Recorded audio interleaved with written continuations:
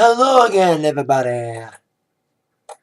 Zack Attack is here with my WWE Raw review for tonight, Monday, August 5th, 2013, from Green Bay, Wisconsin. Crowd was good tonight. Crowd was pretty decent tonight. But as well as, I think because of the crowd, Raw was pretty decent tonight. We had a lot of things happen tonight. We had 2 matches made for SummerSlam. We had 2 returns happen. We have a couple twists and turns as a friendship was broken. And finally, after months and months of waiting, the open heel turn happened tonight at our main event. Finally. A Viper has been trying to be heel, has been rumored for months, but a Viper turning heel, where the heel turn was finally happened tonight during our main event. Before we get to that, let's kick off one tonight with the corporate makeover that was teased last week for Daniel Bryan. Stephanie McMahon came out showing the video about Defies going through the makeover, even as far as taking him to a steakhouse to try to eat meat. Of course, Defies is a vegan. That was embarrassing. I can't believe Defies went through that for that segment. I bet you they paid him a lot of money. It's like, Defies, here's $1 million. Eat meat for this segment. Okay, yes. So Defies came out after that segment with his hair tied, he had a little ponytail going with his hair pulled back. He was wearing a suit. Now, if you did not see my Raw review last week, or if you did see my Raw review last week, I said in my review last week, at the end of the review, when I had my thoughts about this Defies corporate makeover, I said there was a teaser for a possible McMahon-Daniel Bryan feud. And I said this could end up being what happened with Stone Cold 15 years ago when he tried to go corporate. He went along with it. He wore the suit. He wore everything. He went along with the act. And he stunned McMahon at the end of the segment and defied the corporate makeover. Well, that's kind of what happened. Minus the physical altercation with Vince. Daniel Bryan came out, like I said, he came out with the look, saying that people don't want people like me. He made a big statement with that, with this, with what he said. His promo was pretty good tonight. About saying that John Cena, people want more John Cenas. They don't want people like Defies. They want the muscle men, the Super Cenas of the world. Sorry about the technical flaws. Camera's on the fritz tonight. So Defies said that I'm a wrestler. Cena's an entertainer.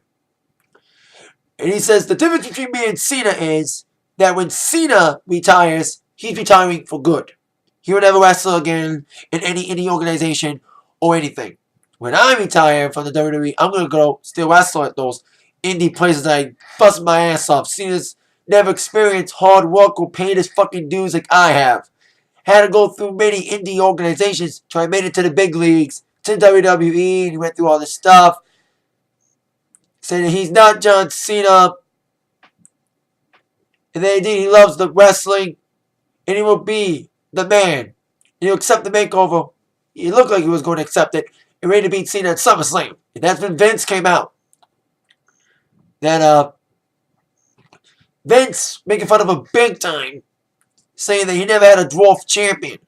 Rey Mysterio was a short guy and he was champion. Come on, Vince. Even Triple H had enough of it. We saw that a little later on in the show. Like, he made fun of Defies big time. Like, really calling him a miniature Mick Foley, which I heard Mick Foley took it as a compliment. So then, Vince is like, well, Defies, the look's complete. You got the suit on. You let it go corporate. There's only one thing you need to do, and I think many fans, including myself, was kind of fearing that this may end up coming up. Shave the beard. And the fans and Defies were both saying, no. Vince brought out the barber's chair and brought out the barber. Wade Barrett. Wow. 1 year ago, Wade Barrett came back like a house of fire. He was IC champion. Now he's being demoted to being barber to this fucking segment with Daniel Bryan. Look what happened. Defies has gotten fired before. He mentioned it when he was part of Nexus. And who better to be part of this hair cutting segment, this beard cutting segment, than Wade Barrett, the former leader of Nexus. So, Wade Barrett came out ready to shave D-Bry. But as D-Bry was ready to comply, I think D-Bry was in the chair. But like I had expected, D-Bry defied Vince McMahon, punched the hell out of Wade Barrett, and then made Wade Barrett be on the chair, and he shaved Wade Barrett's beard, like the one side of his beard, right off. So after that, like I fully predicted last week, and I was right, Dave was like, screw you, Makeover, I'm gonna be me. He took the suit off, and went off saying yes with his new shirt. And I love his new shirt. The beard is here, kind of making fun of John Cena's The Champ is Here shirt. So it's kind of funny and cool at the same time. So like I fully predicted, D-Bry defied Vince McMahon. An impossible McMahon-D-Bry feud has really heated up the fire. And then later on in the evening, we saw a segment involving Stephanie being shouted out by Vince. And Triple H had enough of this power struggle. It's kind of weird that this whole McMahon power struggle is kind of taking attention off the championship match. The attention should be on the championship match. Not the family struggle between Vince McMahon and Vince. It's fucking stupid. And apparently Triple H wants to do something about it. There's been rumors about Triple H fighting Vince. Or having Triple H having a representative fight one of Vince's representatives. Kind of like the Battle of the Billionaires all over again. But instead of loser gets shaved, loser gets fired. Like Vince gets fired, Triple H gets fired. Something's got to give here, Triple H said.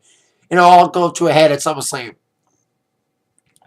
And it'll probably be happening. Probably some sort of match involving Triple H and or Vince's future in WWE. This struggle between them guys and Vince having a power trip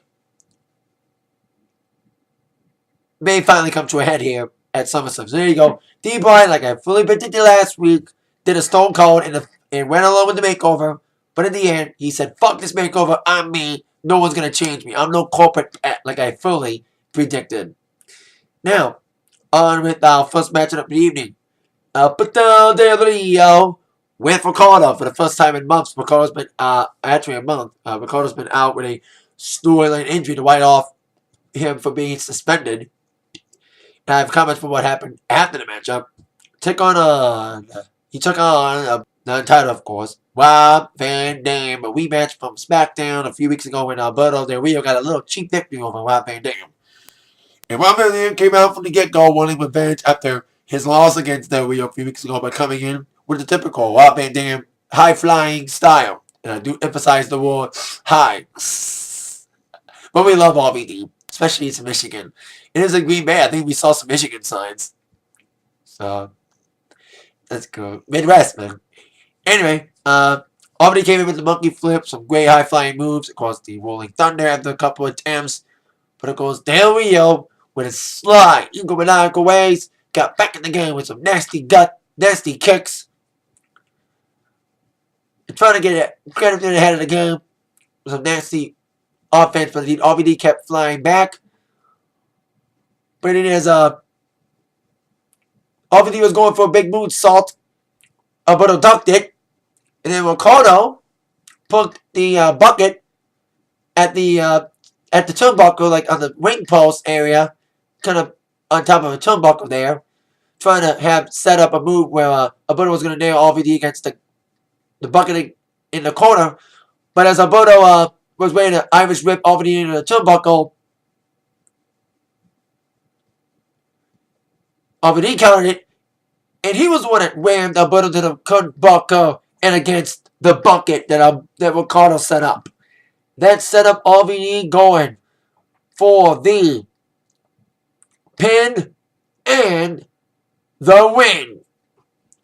So thanks to a little mistake by Ricardo, RVD gets the win and gets the pin over the world champion. As Ricardo's attempt to help Alberto backfire and Alberto getting hit in the bucket. Well, Ricardo was the one feeling it after the matchup. Alberto was very pissed off at Ricardo for kind of screwing up the matchup and helping him lose by beating the crap out of Ricardo after the matchup. Like I said at the beginning of this video, a friendship's probably over between these guys, and apparently it's over. Alberto's turned on Ricardo after years and years of friendship and having a business relationship. So he beat up Ricardo with the bucket, and of course the nail in the coffin. Alberto put Ricardo's head against the steel steps and did like a drop kick move, nailing Ricardo's head on the steel steps. Now I thought to myself, this would be one of two things. One, Ricardo, he came back tonight from a suspension for steroids. Was it A, he got busted again for steroids and was written off again?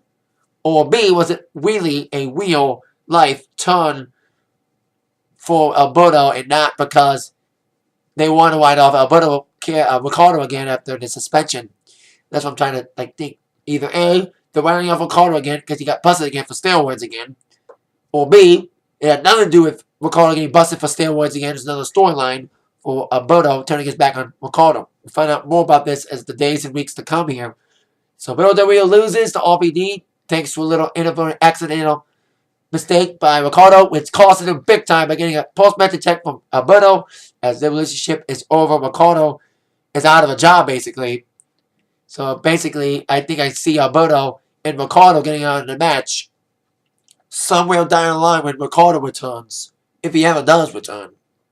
So, there you go. Now, our next segment would involve Cody Rhodes and Damien Sandow. Cody recapped everybody about this whole thing with him and Sandow, with Cody taking the Money in the Bank briefcase from Damien Sandow and throwing it into the Gulf of Mexico 2 weeks ago on SmackDown. And of course, Mr. Sandow's been briefcaseless for the last 2 weeks. That was until Cody brought a little gift to the ring, a little soggy, but apparently Cody had catched up the Money in the Bank briefcase. I think it kind of predicted that. Remember what happened last year with Dolph Ziggler's Money in the Bank briefcase? Like Dolph Ziggler used it as a weapon, and it never got fixed or replaced. It still was dent a lot. But that's what happened with this briefcase too. It got all wet.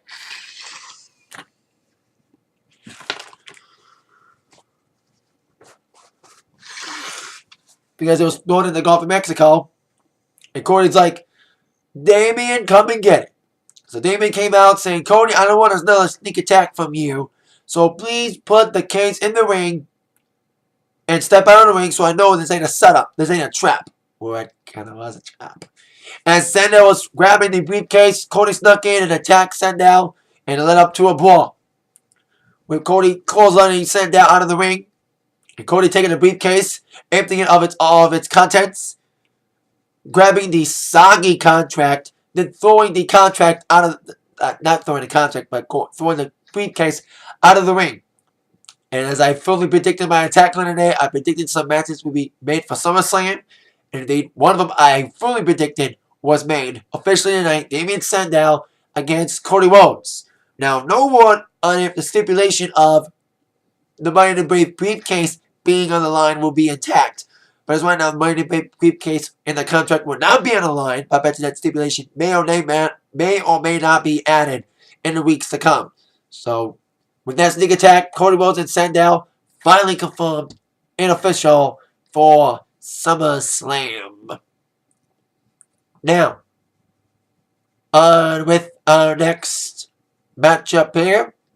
Speaking of friendships being broken, on with our next match. I think it was it a Divas match?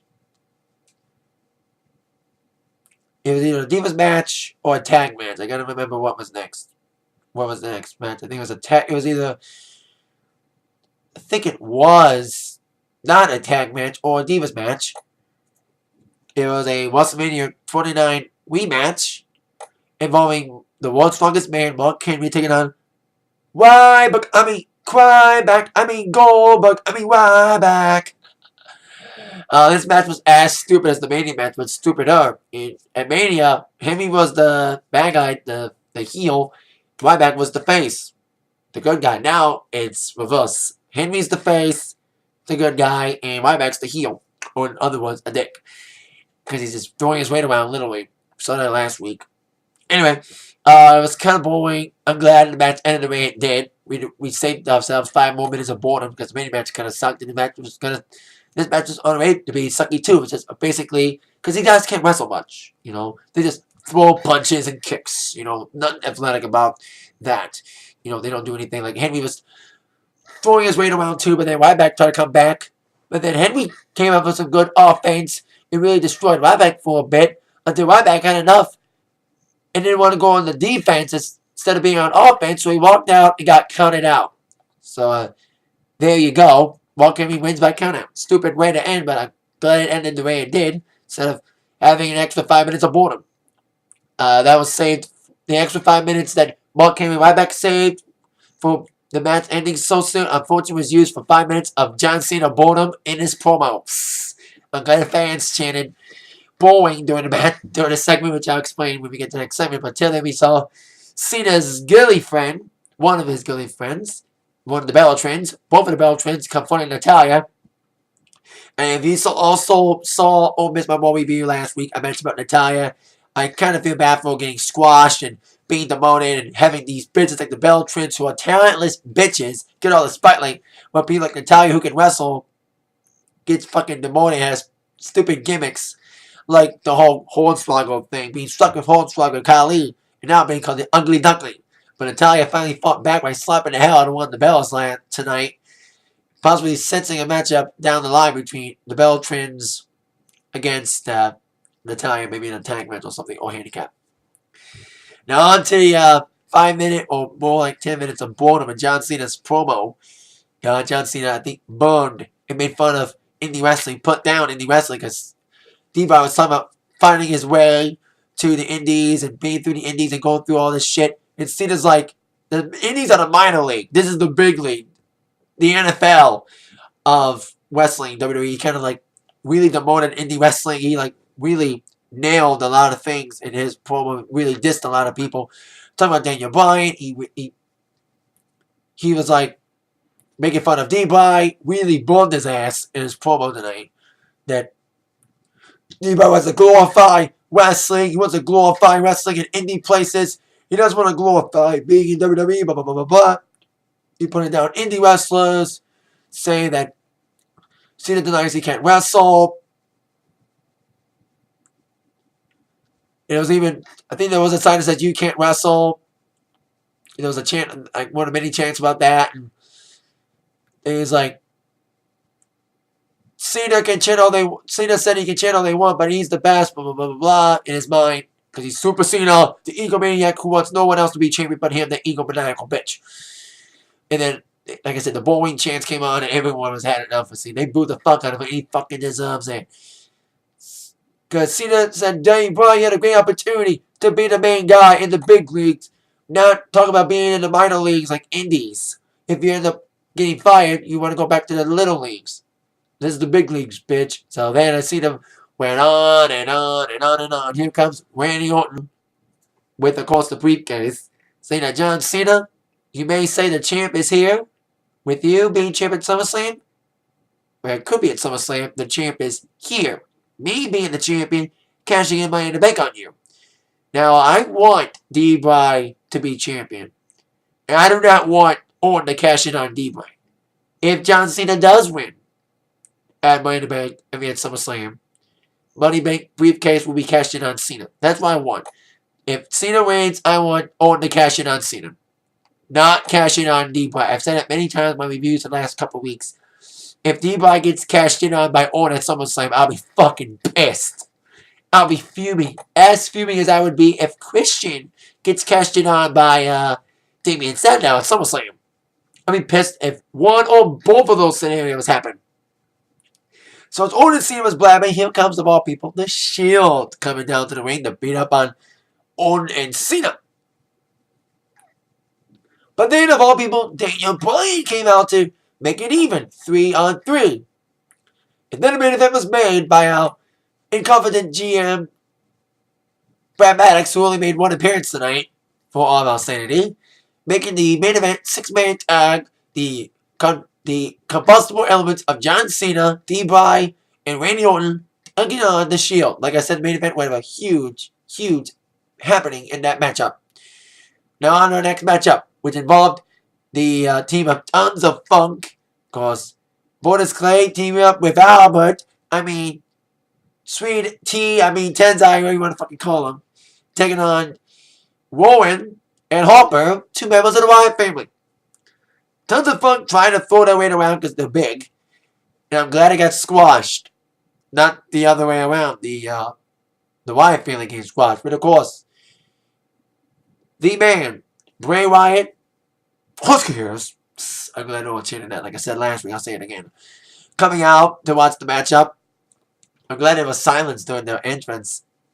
I'm glad they respected them. But anyway, the Wyatt family came back after the initial offense by Tons of Funk trying to really use their weight advantage to really overpower the Wyatt family. If I'm correct here, please correct me if I'm wrong here. This is the first Wyatt family match on Raw. I think they might have wrestled on SmackDown, but not on Raw. It's the first Wyatt family tag match on Raw.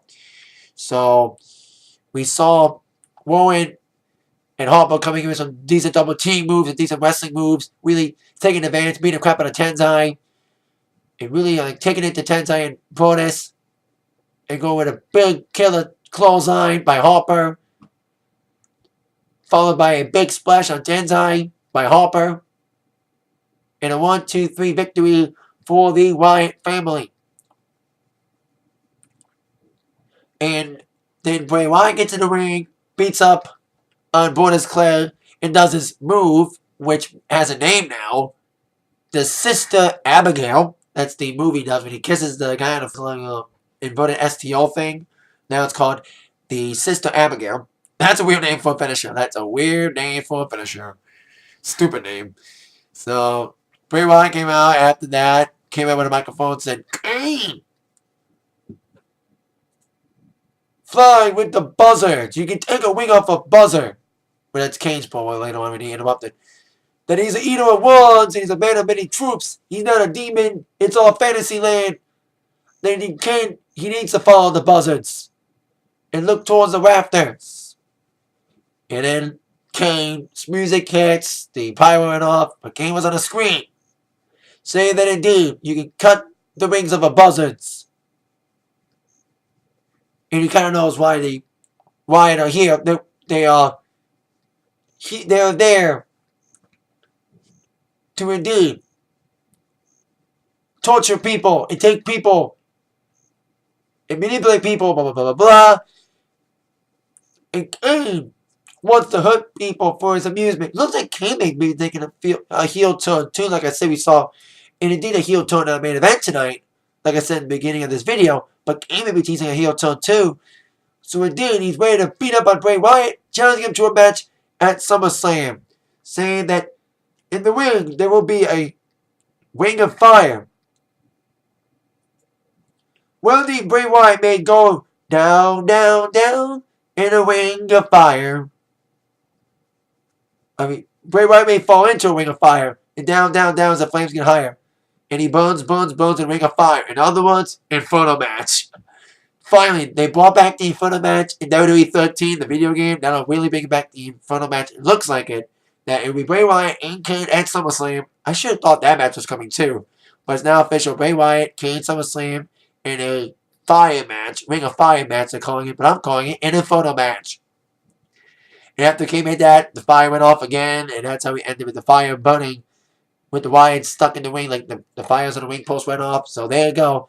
Wyatt finally gets the win, but of course, Bray Wyatt and Kane official for SummerSlam. So, like I said, we had two matches made official for SummerSlam tonight. Kane taking on Bray Wyatt with the Inferno match. And, of course, Damien Sandow taking on Cody Rhodes. Two matches officially made for SummerSlam tonight. Let's hope many others get named for tonight. Maybe some others are teased with tonight. Possible other teaser for SummerSlam. Now on with our next matchup, which was a Divas match. Like I said, speaking of friendships being broken, apparently Layla turned heel herself and aligned herself with AJ of all people, and turned her back on Caitlyn after being on Caitlyn's side apparently for siding with Caitlyn after Caitlyn's humiliation by AJ. Layla turned her back on Caitlyn on SmackDown this past Friday. So it's Caitlyn against Layla, and typical Divas match, blah, blah, blah, blah. Let's move on. Like, Layla tried to come in with moves, and then Caitlyn tried to take advantage, but then AJ came out to distract Caitlyn. With Caitlyn wanting a piece of AJ, that distraction unfortunately cost Caitlyn the match. I think Caitlyn was setting up a spear at one point. Like, she did isolate Layla and really weaken her to set up the spear. But then that's when AJ came out in a Princey. move, the skipping. And she was setting up for a spear finally after the distraction from AJ, and then Layla ducked it. And then as AJ came on the apron and Kayla was ready to get her hands on AJ, she went into a big kick by Layla, hitting her big move, the bombshell, and a 1-2-3 victory for Layla with a little help from AJ. I smell a possible match between these three in some way, shape, or form at SummerSlam, and it could end up being a different match than I thought. Could be. But we'll see about that. Now our next matchup. Christian taking on one member of the Job Squad. One member of 3MB, Heath Slater. It looked like a typical squash match. And it kind of was, but it was a squash that Christian had to actually win.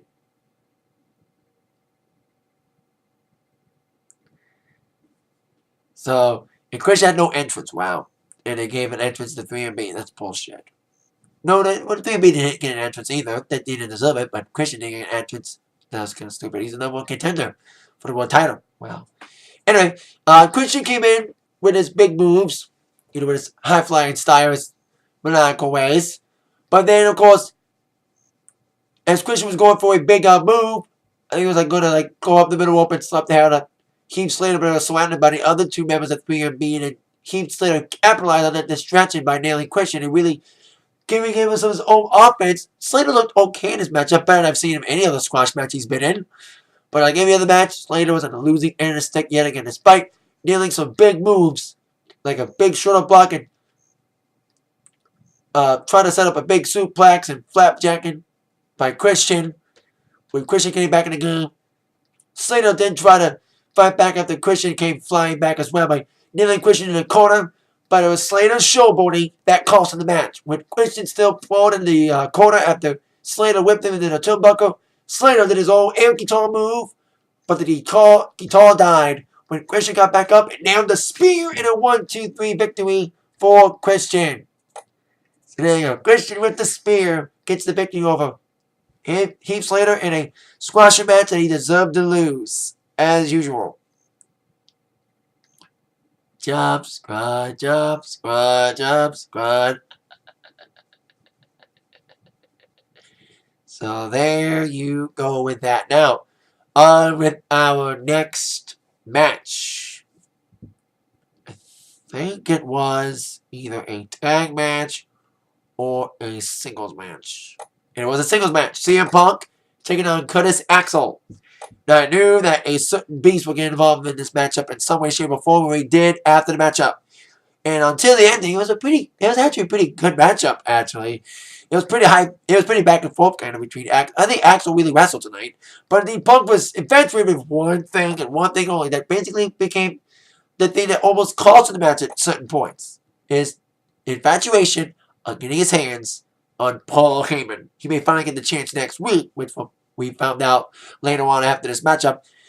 Punk's every attempt to try to get his hands on Heyman, he got thwarted by Curtis Axel coming in to make the save. So that's what happened. Heyman was chased out to the back by Punk at one point, but then Heyman came back after Punk did try to come back strong. He did have the advantage early on with his big moves, with a big flying splash off the middle rope and really taking it to Axel. But Axel came flying back with some big moves of his own, with some big elbow drops and some big moves, leading up to a headlock. And Axel, like I said, looked pretty decent tonight against Punk. With Paul Heyman taunting Punk as Heyman saw Punk in the headlock applied by Axel. But then Punk came back with, of course, his big moves, the big knee. And the Bulldog, he was ready to do the elbow, but then Axel got back up and a low blow to Punk gently on the rope, landing on the turnbuckle like a little low blow move, that comedy move that we all know and love. Then hits a neck breaker. And then indeed Punk came back after that with a big kick to the head. And then Axel was having a conversation with Heyman. And then Punk pulled Heyman in, causing a disqualification and beating up Heyman for a while. And then Axel came back. I guess the match ended kind of silly, but the match was pretty good up to that point. Axel did pretty well.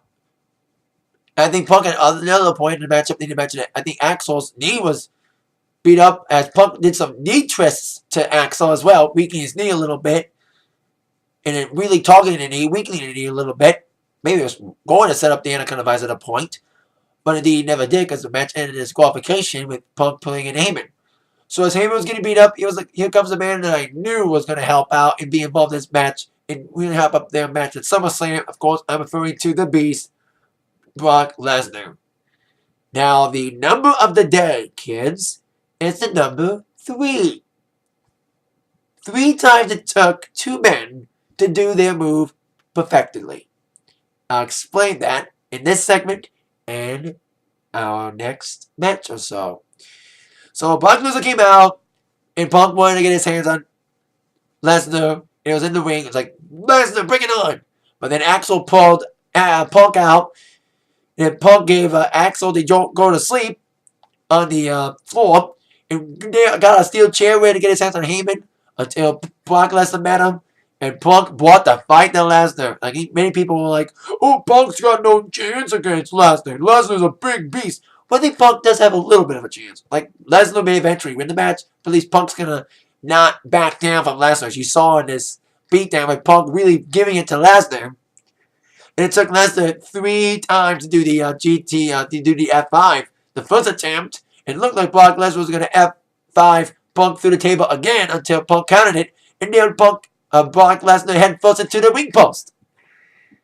And then Punk took it to Lesnar again until Lesnar came back up with a nasty belly-to-belly suplex. But Punk kept coming at him until he got back in the ring. Got the steel chair, nailed Brock Lesnar with it. With Brock down, it looked like Punk was going to finally get a chance to get Paul Heyman. It was ready to nail Heyman with the chair in the turnbuckle, trapped in the corner. Lesnar got back up and finally did the third attempt at the F5. He did do a second attempt in the ring, but once again, Punk counted out of it. But the third time was the charm for Lesnar, nailing the F5, and with Paul Heyman's instructions to hurt Punk. Punk got nailed in the back with chair shot after chair shot from Lesnar being left laying by Brock Lesnar. Later on, Paul Heyman challenged CM Punk to a fight on Raw next week and is accepted. Punk will hopefully try to get his hands on Paul Heyman, but I bet you it's going to be a trap that Brock Lesnar will be involved in this matchup and will once again try to leave Punk laying like he did tonight to send a message to Punk for their match at SummerSlam 2 weeks from yesterday. 13 days away. SummerSlam. Can't believe Miz is hosting. Miz commentated the first match, by the way. I forgot to mention that Miz commentated the WWE versus RVD match. Miz is being the more than big time. Now he's the host of SummerSlam, not wrestling. Really? Really, really. And there you go. Now we're on to our next matchup with Fandango taking on the returning Kofi Kingston. Now, like I said in the Brock Lesnar segment, the magic number of the day is 3. Not only did it took Brock Lesnar 3 times to nail the F5, it took Kofi Kingston 3 attempts at the Trouble in Paradise. But Fandango and his fans and all, Fandango maybe getting old, but still, there's some people doing it still. The novelty is running old in some people's minds. Maybe my mind. I like the guy, but he hasn't lived up to the hype that has been built upon with the Fandangoing. I think there were some people who didn't like it at first and still don't like it. But Fandango did Fandango did dance a little, but he didn't wrestle as much too, with some decent moves with Kofi Kingston and a decent matchup with Kofi. As Kofi did come back hard and came back with a vengeance after being out for a few months with a shoulder injury, coming with the boom drop. Like I said, he was ready to nail the Trouble in Paradise the first time till Fandango ducked it.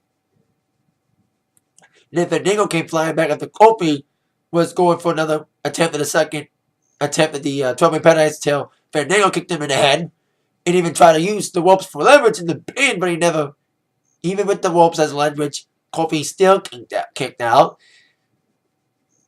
So then Kofi hits a crossbody, then finally nailing the Trouble in Paradise out of nowhere with the third attempt. Like I said, third time being a charm for Brock, and third time being a charm for Kofi with this Trouble in Paradise. 1, 2, 3 victory for Kofi Kingston, his first match back Like some people say, Kofi Kingston's stuck in mid-card for life. I hope not, though. I think Kofi should be a main champion one day, but he should turn heel to do that. Should really change it up a bit. His character, like Fandango's, is getting old. So there you go. Kofi wins the match. First match back after months of injury.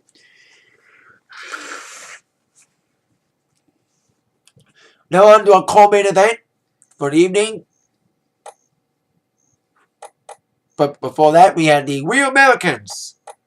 Jack Swagger and Antonio Cesaro taking on the Usos, Jimmy and Jay.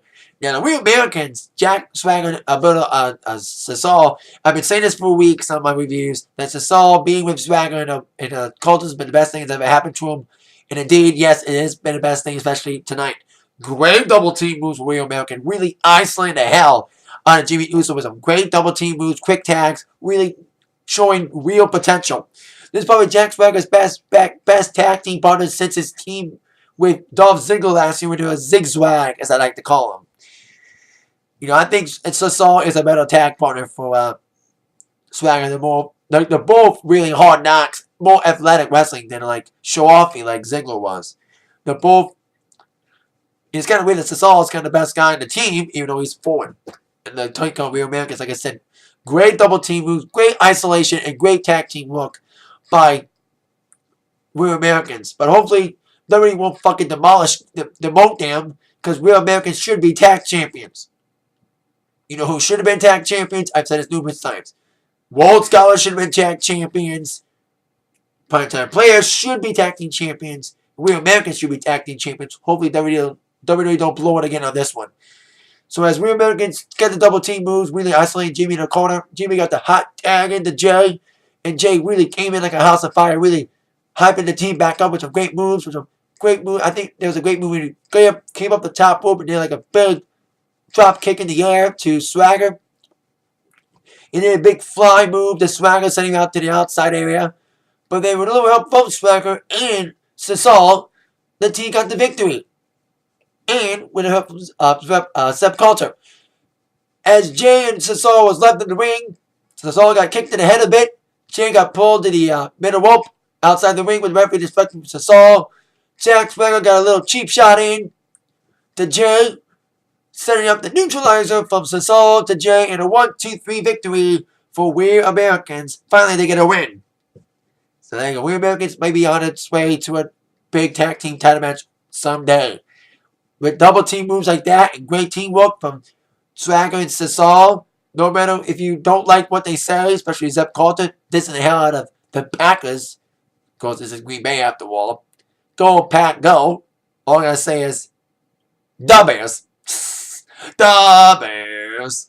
I'm a Bears fan, so Packers is something to make fun of. But anyway, and I live in Detroit. Well, it's tough to cheer on the Lions. I'm a bandwagon Lions fan. I like them if they war. If they suck, they suck. I'm a Bears fan through and through. Even if they do suck these days. Even with but that's another topic. So Real Americans win. Let's move on. Great double team moves, great isolation. Now on to our co-main event. Dolph Ziggler against Biggie Langston. I thought this rematch from last week after AJ got involved was going to happen at SummerSlam. Well, the rematch happened tonight, which could lead to a possible mixed tag match at SummerSlam. As Kayla got a little involved in the matchup, trying to give advantage on AJ for costing Kayla her match earlier in the evening. That kind of made this match kind of stupid. Like, the ending was kind of stupid, but kind of setting up a possible mixed tag match at SummerSlam. So, Dolph tried his show-offy moves and got some big cheers from the fans as he really came in with his big show-offy moves. And indeed, Langston came flying back with some power moves and a domino stretch. I think he made like a big noise or something, like some big scream or something. Then Jaw got out of, the Jawbreaker got Dolph Ziggler out of that move. Then Dolph was going for another big move, a big clothesline, a neck breaker, getting a pinning predicament on Langston with the count of 2. But as Langston was ready to come back with some big nasty moves of his own, with some big moves like the backbreaker, with Dolph countering into a leg drop bulldog, here comes Kayla, like I said, trying to help Ziggy. Trying to give advantage on AJ. Caitlyn got into a little brawl with AJ. AJ got a little brawl with Caitlyn, should I say. And it ended up being in the ring. And the referee didn't disqualify him. He let the match continue. But unfortunately, Caitlyn's attempt to help Ziggy backfired, as the distraction helped Big E instead of helping Dolph, with Langston nailing the big ending at that distraction. 1, 2, 3 for Big E Langston.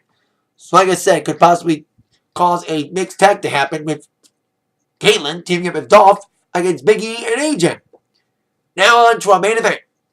The Shield, of course, Dean Ambrose, the U.S. Champion, Tag Champions, Rollins and Reigns taking on the Odd Couple, the combustible team of John Cena, Bryan, and Randy Orton. So, they did try to team up again. I thought they would like slap each other for tags. But there was clean tags somewhat as Orton, Cena, and Bryan tried to do some teamwork. Orton started the match off, trying to take advantage with a big move on Rollins till the Bryan got tagged in with, of course, his big, fast-paced, yes, wrestling style. Until indeed, like all Shield matches, Bryan got isolated, and the Shield did their nasty work, isolating Bryan in the corner, get the quick tags, ended up really dominating on Bryan in the mid-half of this matchup. With indeed Ambrose, Rollins, and Reigns doing some big moves on Bryan until Bryan trying to be fighting back and kicked Rollins in the face. Beat that, kicking Reigns in the face. Then Cena got a hot tag in by Bryan, reluctantly tagging in Cena. But referee didn't see the tag. Even Orton was arguing that.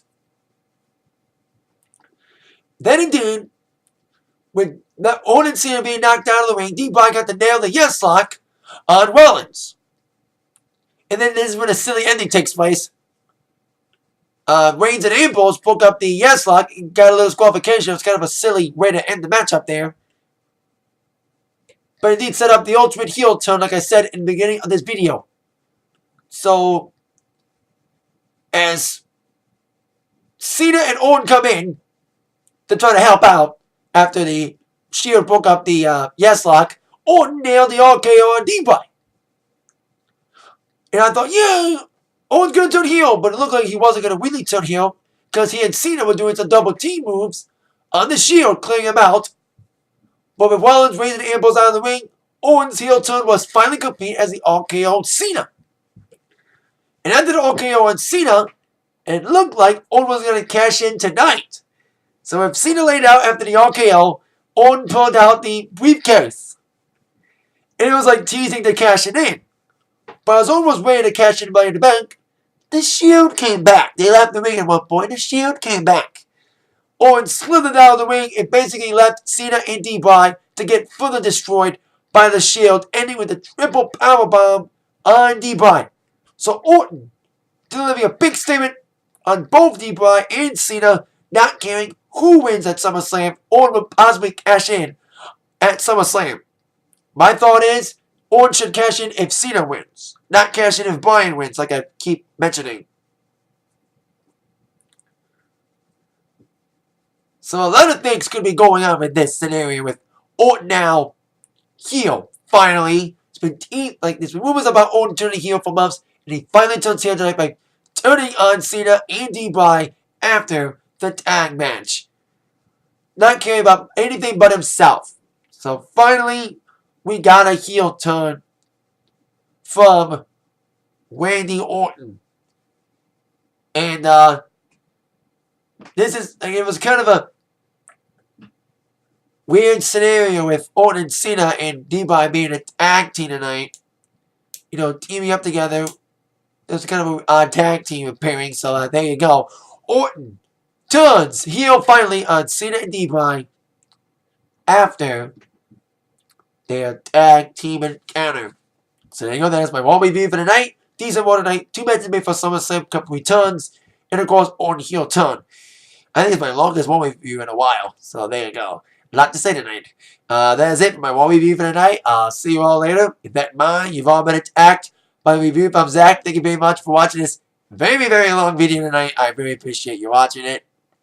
Thank you very much. Have a great night. Yeah.